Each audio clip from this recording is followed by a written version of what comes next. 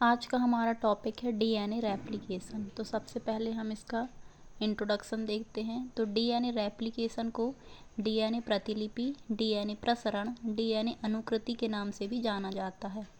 इस प्रोसेस में डीएनए की कॉपी बनाई जाती है। जैसे किसी भी डॉक्यूमेंट की फ़ोटोकॉपी की जाती है, वैसे ही इस प्रोसेस में भी डीएनए की कॉपीज़ तैयार की जाती है। इसका use mostly gene therapy, genetics, biotechnology, biosynthesis and bioinformatics में किया जाता है। अब डीएनए रेप्लिकेशन की डेफिनेशन देखते हैं। तो वह प्रोसेस जिसमें डीएनए मॉलिक्यूल्स की कॉपी बनाई जाती है उसे डीएनए रेप्लिकेशन कहते हैं। और जो डीएनए रेप्लिकेशन की जो प्रोसेस होती है वो हमेशा सेल डिवीज़न के पहले होती है। अब यदि हम इसके टाइप देखते हैं तो ये 3 टाइप्स के होते हैं: semi conservative replication, conservative replication and dispersive replication. तो पहला होता है सेमी कंजर्वेटिव रेप्लिकेशन।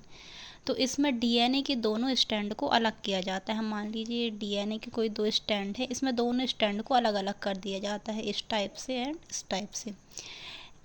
प्रत्येक स्टैंड के साथ एक नया स्टैंड बनाया जाता है। ये स्टैंड तो पहले से है, इसके साथ साथ एक नया स्टैंड भी बना दिया जाता है। इसमें भी एक नया स्टैंड बनाया गया है और इसमें भी एक नया स्टैंड बनाया गया है। इसको ही सेमी कंजर्वेटिव रेप्लिकेशन कहते हैं। इसका दूसरा टाइप होता है कंजर्वेटिव रेप्लिकेशन। इसमें डीएनए के दोनों स्टैंड को अलग किया जाता है। ये डीएनए के 2 स्टैंड है, इन दोनों स्टैंड को अलग अलग कर देते हैं और 2 नए डीएनए बनाए जाते हैं। एक डीएनए ये हो गया और एक डीएनए ये हो गया। तो डीएनए में मूल डीएनए के स्टैंड होते हैं। एक डीएनए होता है जिसमें पूरे जो स्टैंड होते हैं वो पुराने होते हैं, और दूसरा जो डीएनए होता है उसमें जो दोनों स्टैंड होते हैं वो नए होते हैं। इस प्रकार के रेप्लिकेशन को कंजर्वेटिव रेप्लिकेशन कहा जाता है। 3rd नंबर में आता है डिस्पर्सिव रेप्लिकेशन। इसमें डीएनए के दोनों स्टैंड को अलग अलग किया जाता है। ये डीएनए के 2 स्टैंड होगा, इनको अलग अलग किया जाएगा एंड 2 न्यू डीएनए बनाए जाते हैं। एक डीएनए ये हो गया और एक डीएनए ये हो गया, जिसमें ओल्ड डीएनए के टुकड़े भी प्रेजेंट होते हैं। इसमें कुछ जो टुकड़े होते हैं नए डीएनए भी होते हैं और कुछ जो होते हैं उसको पुराने डीएनए भी होते हैं। हम देखते हैं डीएनए रेप्लिकेशन की प्रोसेस। तो जो डीएनए रेप्लिकेशन होता है वो 3 प्रोसेस द्वारा कंप्लीट होता है। पहला होता है इनिशिएशन, दूसरा इलोंगेशन और 3rd होता है टर्मिनेशन। तो इनिशिएशन में क्या होता है, डीएनए के डबल स्टैंड की स्पेसिफिक साइड पर हेलिकेज एंजाइम ऐड हो जाता है। मान लीजिए ये कोई डीएनए है, पहले ये पूरा ऐसे लंबा लंबा था, तो डीएनए है, डीएनए की किसी भी स्पेसिफिक साइड पर हेलिकेज एंजाइम ऐड हो जाता है, जिससे ये क्या करता है, जो हाइड्रोजन बॉन्ड यहाँ पास जो जुड़े होते हैं ना उनको तोड़ता है, जिससे जो डबल स्टैंडर्ड डीएनए है वो सिंगल स्टैंडर्ड डीएनए में चेंज होने लगता है। और पीछे जब इस पर हेलिकेज एंजाइम आ जाता है, जिसके कारण पीछे कुछ ऐठन आ जाती है। इस ऐठन को टोपो आइसोमरेज एंजाइम ख़त्म करता है। और आरएनए का स्मॉल फ्रेगमेंट जिसको प्राइमर कहा जाता है, यह जो प्राइमर होता है सिंगल स्टैंड से ऐड हो जाता है। जो सिंगल स्टैंड थे यहाँ पास प्राइमर ऐड हो गया और ये सिंगल स्टैंड में भी ये प्राइमर ऐड हो जाता है, जिससे सिंगल स्टैंड से डबल स्टैंड डीएनए बनना स्टार्ट होने लगता है। दूसरी प्रोसेस होती है elongation. DNA isomerase 3rd enzyme primer के अंत से डीएनए का निर्माण होता है। यहाँ पास तक तो प्राइमर था, इसके बाद डीएनए जो आइसोमरेज एंजाइम होता है यहाँ पास आके ऐड हो जाता है, जिससे जो न्यूक्लियोटाइड होते हैं डीएनए से न्यू स्टैंड को ऐड करता है। यहाँ पास न्यूक्लियोटाइड ऐड होते जाते हैं, जिसके कारण जो सिंगल स्टैंडर्ड डीएनए था वो डबल स्टैंडर्ड डीएनए में बनने लगता है। फिर 3rd होता है termination. DNA ligase enzyme DNA के डबल स्टैंड को ऐड करता है।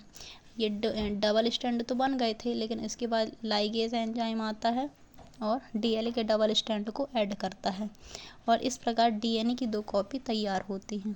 इस प्रकार डीएनए रेप्लिकेशन की प्रोसेस पूर्ण होती है। और इसमें जो जो भी एंजाइम वर्क करते हैं उनके बारे में देखेंगे। तो इसको हम बोल सकते हैं फैक्टर। तो पहला है हेलिकेज एंजाइम। तो हेलिकेज एंजाइम डीएनए के डबल स्टैंड को अलग करता है। हमने यहाँ पास देखा था कि यहाँ पास हेलिकेज एंजाइम आता है और दोनों स्टैंड को अलग कर देता है। दूसरा होता है टोपो आइसोमरेज एंजाइम। तो जो यह एंजाइम होता है डीएनए के स्ट्रक्चर को चेंज करता है। यहाँ पास डीएनए के स्ट्रक्चर में ऐठन आ गई थी, तो जो टोपो आइसोमरेज एंजाइम था वो यहाँ पास आकर इसके स्ट्रक्चर को चेंज करता है। थर्ड होता है प्राइमर। यह आरएनए का स्मॉल फ्रेगमेंट है जो डीएनए रेप्लिकेशन को स्टार्ट करता है। यहाँ पास जो प्राइमर होता है ये यहाँ पास आता है और डीएनए रेप्लिकेशन की प्रोसेस को स्टार्ट कर देता है। फिर होता है डीएनए आइसोमरेज थर्ड। तो यह डीएनए के स्पेसिफिक स्ट्रक्चर देता है। यह जो होता है किसी भी डीएनए को इस एक स्पेसिफिक स्ट्रक्चर देने में हेल्प करता है। फिफ्थ होता है लाइगेज एंजाइम। तो लाइगेज एंजाइम डीएनए के फ्रेगमेंट को जोड़ता है। डीएनए फ्रेगमेंट तो बन जाता है लेकिन उसको जोड़ने का काम लाइगेज एंजाइम करता है। फिर यदि हम इसके इम्पोर्टेंट्स देखें तो इसका use evolution, cell division, genetic diversity, cell repair, immunity, conservative of genetic material के रूप में किया जाता है।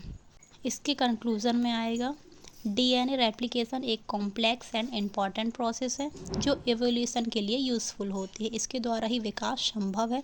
यह प्रोसेस अनेक एंजाइम द्वारा पूर्ण होती है। हमने देखा कि जब यह प्रोसेस चलती है तो इसमें बहुत सारे एंजाइम पार्टिसिपेट करते हैं। बिना इन एंजाइम के पार्टिसिपेट किए बिना यह प्रोसेस हो ही नहीं सकती है।